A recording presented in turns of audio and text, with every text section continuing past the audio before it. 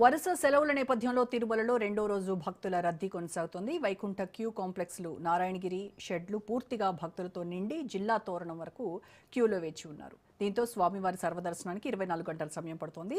రద్దీ అనుగుణంగా క్యూ లైన్లో వేచి ఉన్న భక్తులకు నిరంతరాయంగా అన్నపానీయాలు, నీరు, పాలు వంటివి అందజేస్తున్నారు.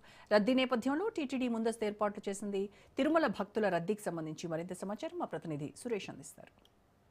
తిరుమల క్షేత్రానికి భక్తులు పోటెత్తారు. దాదాపు శ్రీవారి దర్శనానికి 24 గంటల పైగా సమయం పడుతుంది. పూర్తిగా చూసుకుంటే కిలోమీటర్ల మేర క్యూ లైన్ లో భక్తులు వేచి ఉన్నారు.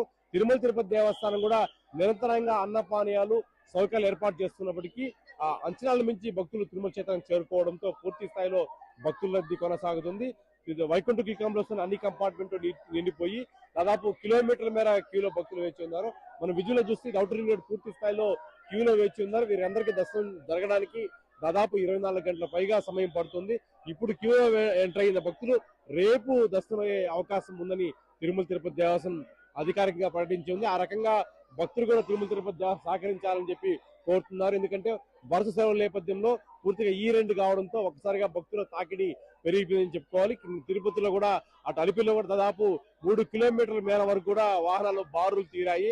మరోవైపు శ్రీవారి సర్వదర్శనం దొరక ఆ భూదేవి కాంప్లెక్స్ స్వల్ప తోపులాట కూడా చోటు చేసుకుంది. ఆ రకంగా తిరుపతిలో ఆ ఘటన జరిగిన ప్రాంతాన్ని తిరుపతి ఎస్పీ సుబ్బరాయుడు, సివిఎస్ మురళీకృష్ణతో కలిసి పరిశీలించి ఎటువంటి తోపులాటలు లేకుండా అక్కడ పరిస్థితి సమీక్షించారు. టోకన్లు కూడా పూర్తి స్థాయిలో అయిపోయినట్టుగా అక్కడ లోకల్లో ఉన్న మైకుల ద్వారా భక్తులు చెప్పిస్తున్నారు. పూర్తిగా తిరుమల చేరుకొని సర్వదర్శనం ద్వారా దర్శనం చేసుకోవాలని ఆ రకంగా తిరుమల తిరుపతి దేవస్థానం ఏర్పాట్లు చేసినట్టు చెప్తున్నారు.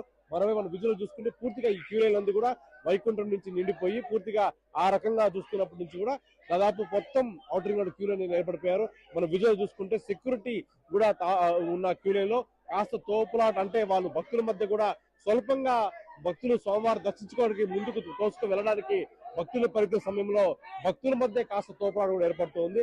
మనం విజువల్ చూసుకుంటే సెక్యూరిటీ కూడా పూర్తిగా లోపలికి భక్తులు కంట్రోల్ చేస్తున్నాడు. ఎందుకంటే ఆ రకంగా చూసుకుంటే భక్తులు కూడా సమన్వయంతో ఉండాలని కోరుకున్నప్పటికీ లోపల క్యూలో ఒక్కసారిగా భక్తులు రావడం, మరోవైపు ఎక్కువ మంది భక్తులు తాకిడి పెరిగిపోవడంతో ఈ రకంగా ఇబ్బంది నెలకొందని చెప్పుకుంటున్నారు. నిరంతరాయంగా తిరుమల తిరుపతి దేవస్థానం అధికార యంత్రాంగం పర్యవేక్షణ చేస్తున్నప్పటికీ అలాగే అదనపు ఈవో వెంకయ్య చౌదరి క్యూలను కూడా పరిశీలించడం, భక్తుల రద్దీ విపరీతంగా పెరిగిపోవడం, మరోవైపు భక్తులు క్యూలో వేచి ఉండి సహనం కోల్పోవడంతో కాస్త గందరగోళం కూడా నెలకొందని చెప్పుకుంటున్నారు.